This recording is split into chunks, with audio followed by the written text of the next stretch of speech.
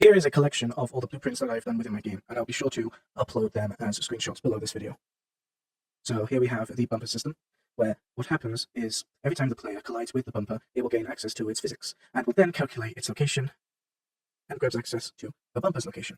From this system, it will do a math sum to detect what is the opposite direction the player moves, and based on that, will launch the player with bounce force. Initially, I did have a system where it would spawn the radial force, and during the project, the radial force was unused for a while until the rocket system and mines needed a form of way to launch the player, so the radial force had been reused for them.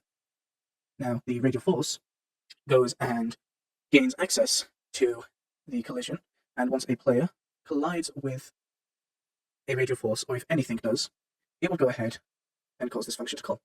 This function goes ahead and launches a sphere trace to connect to any pawns that is located. If it has located a pawn, then it will go ahead and spawn line traces. Now the line traces will go and spawn from the start of the explosion to the hit actors. And if the line does not detect a wall between the explosion and the player, then the explosion will happen and the damage will be dealt. Once it has been successful, it will go ahead and it will gain access to the root component of the ball and will proceed to launch it based around the similar physics that is used for the bumper system. The flippers are of a similar case, where all that happens is when you hit the flipper, it will go ahead and start the animation to launch the player. And I do not need any form of radial force within this because the flipper itself has enough speed in its animation that it will cause the ball to launch. The directional speed pad is used to increase the player's speed in one direction and send them launching. This is similar to the bumpers, except all it necessarily does is gains its forward direction and launches the player based on that. The omnidirectional speed pad is similar, except all that happens here is that it will increase the player's acceleration and speed while the player is in the collision. This allows it to be able to make quick sharp turns while in the speed platform. The track camera goes ahead and gains access to the players within the scenes. Once it gets access to all the ball pawns, it will then get actors erase bounds. This system allows it to detect where the defining box of all the players are when combined. And from this system, it then gains access to its distance and sets the camera's distance accordingly to when the players get further or closer away.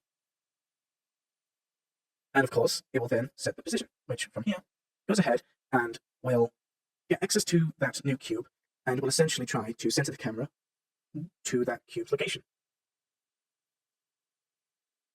The victory scene utilizes the stat storer, which is an asset that will contain information between scenes.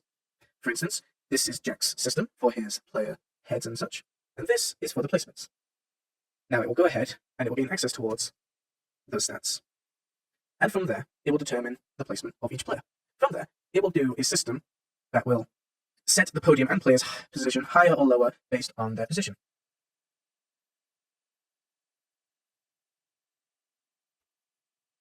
The player stat tracking that gets access to calculating the winner, while not exactly mine, initially started as something similar to what is seen here, where what it will do is it will gain access to the stats that is calculated based on kills, and will add that to the score.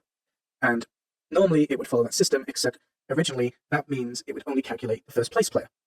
So Jack kindly assisted in making this system that calculates multiple positions. From there, it will then go towards my game mode, and every time the seconds go down, once it reaches 0, it will then call timer end, which is where the calculator is set.